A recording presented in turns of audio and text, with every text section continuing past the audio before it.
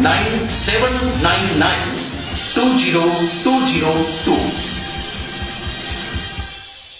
રે ગડપણ વાત માનવીય સંવેદનાની। આજે અમે આપને બતાવીશું કળિયુગમાં સગાઓ વહાલાને બદલે દવલા બનતા મંદબુદ્ધિ વિધવા વૃદ્ધાએ પડોશીઓ સમક્ષ વ્યક્ત કર્યું દર્દ।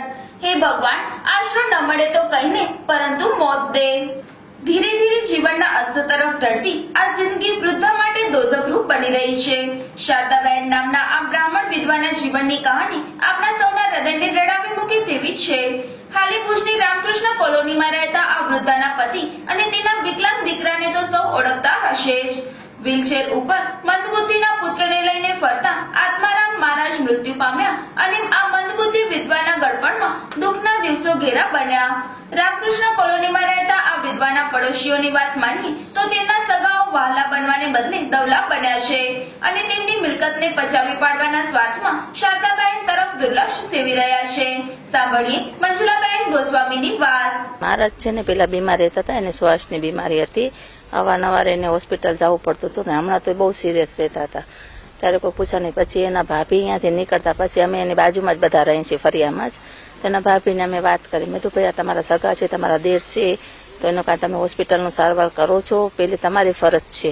જો તમે કોઈ ન કરી શકતા હો તો અમે ફરિયામાં બધા ભેગા સંપી અને અમે એની સારવાર કરી શકશું, મેં કીધું। તો એ કે ના કે અમે આવશું। હવે મહારાજજી હતા એ ઓફ થઈ ગયા, એના કારણે પ્રોપર્ટી ઘણી છે, 50 થી 60 લાખ જેવું છે, સમજી ગયા। હવે એ લોકો આવે છે તો અમને એટલી બધી ખબર નથી કે એ લોકો પૈસા માટે આવે છે, અમને એમ કે સગા તો સગા છે, અમે તો એવી રીતે એને કીધું। તો હવે એ લોકો આવે છે તો હવે પોતે ઓફ થઈ ગયા। હવે એના જે ઘરવાળા છે એ નથી દાયા ને નથી ગાંડા, સમજાને જરાક મેન્ટલ જેવું છે। હવે બધી પ્રોપર્ટી એના નામની છે ને છોકરાને મૂકી દીધો છે હોસ્ટેલમાં ભચાઉમાં ને હવે આ લોકો પાસેથી આવી અને રોજ બધા રૂપિયા પડાવી જાય છે, થોડા થોડા।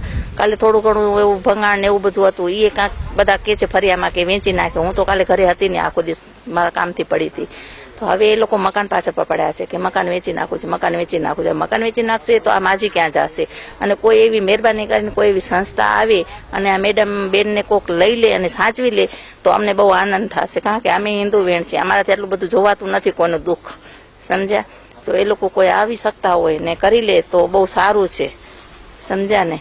આટલી વિનંતી કરું છું। અત્યારે જોવા જાય છે તો ભાઈ છોકરો હતો એનો એ વાત સાચી છે, અને ઓમ જોવા જાય તો છોકરો એને છે ને ગોદ લીધેલો હતો અને છોકરાને ઉછળીને મોટો કર્યો। એ છોકરો 5 થી 6 દિવસનો જન્મેલો લઈ આવ્યા હતા ને એ છોકરા પાછળ મહારાજે બહુ દુઃખ ભોગવ્યું, એમ ચિક્કાર ગાડીમાં લઈને એને ફરાવતા હતા।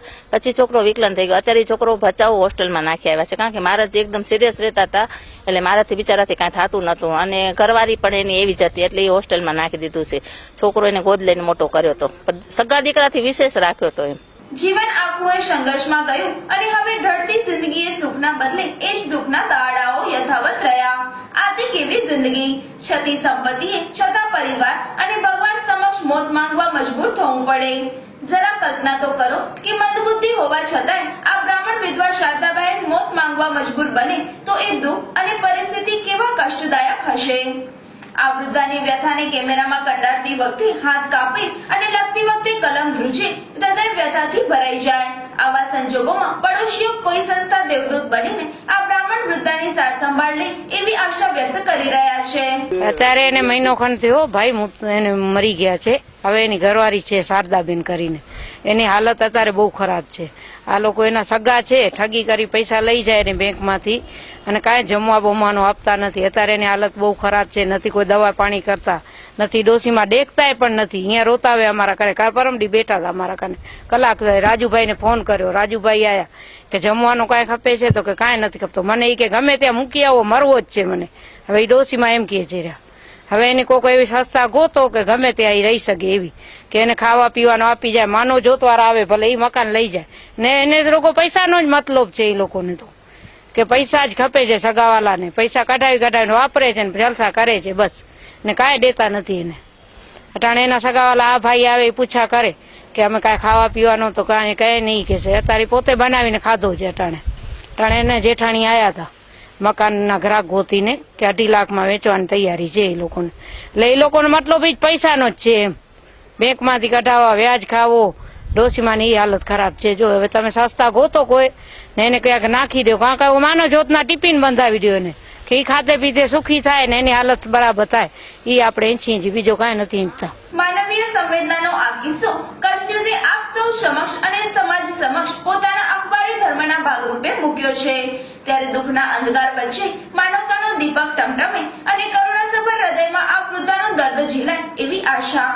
રાજ્ય સરકાર દ્વારા કરાયેલ દારૂબંધીના કડક કાયદાકીય પગલાંની સરાહના